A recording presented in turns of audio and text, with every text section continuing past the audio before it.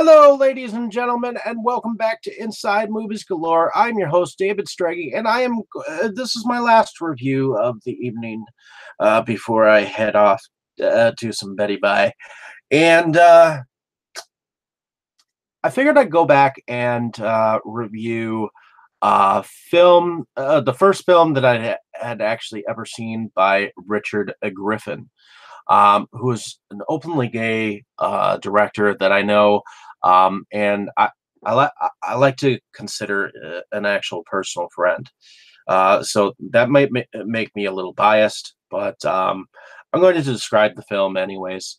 And It was originally put out um, on a four-film set called Feeding the Masses. Um, and I'm going to eventually review these films down the road, um, with which includes Necroville, Splatter Disco, Feeding the Masses, and Creature from the Hillbilly Lagoon. Now, the feature that I'm going to review right now is called Creature from the Hillbilly Lagoon from the year 2005. And there's a tagline that comes from it. It says, I don't care if it's a deer or queer, but something's going to in my trophy room tonight. So this was put out on Shakorama Cinema. Apparently, it is also a Scorpio Film releasing production, which is produced by Ted Marr with Richard Griffin. And this feature is just a silly laugh riot, often considered to be stupid people by race. Hillbillies are often stereotyped into being uneducated and doing the stupidest things, like having beer and naked cooters on their mind. Something has gone terribly wrong as toxic waste has paid terror to a small town of Farmington. We are led to believe is the byproduct of a massive dump diet in their local lagoon. Meanwhile, dumpers are still dumping as the film begins with beer guzzling Bubba and his buddy Cooter are rolling a big can of waste into the lagoon when it spills on Cooter's arm and almost melts it. In another part of the lagoon, a group of students under the tutelage of a Dr. Mary Levin, who's lived her life in a wheelchair, are studying the water and its environment. Jessica is annoyed with Baxter's friend, who gets bitten by a snake that can't possibly have bitten him underwater, but did.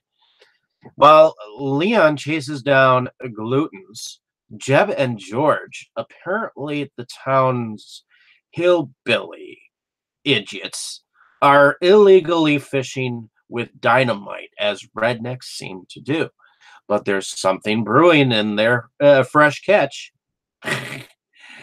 After George chases Jeb off for touching his leg, Jeb meets his maker. George hears the screams, went after with his shotgun, but met his fate too.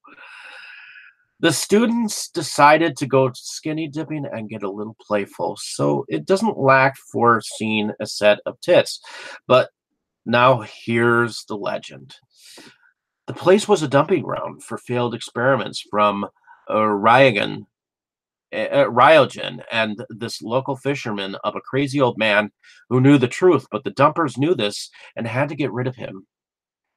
So they beat him, made him drink the stuff they were dumping, threw him in the lagoon, and left him for dead.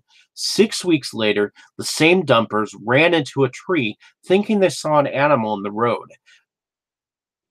2 were dead. 3 days later, the drifter, the old man, came out of the a drifter came out of the woods claiming he saw a 6 foot tall creature that looked like a striped bass wearing the same overalls as the fisherman.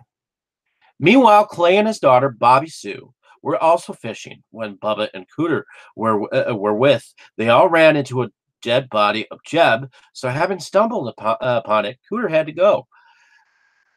Long story short, this was the best creature related homage I've seen, closest to that of the Black Lagoon, and even funnier with the southern idiocy of the unintelligent townfolk. One of the more interesting scenes was when Bubba got killed by a can of beer in the heart.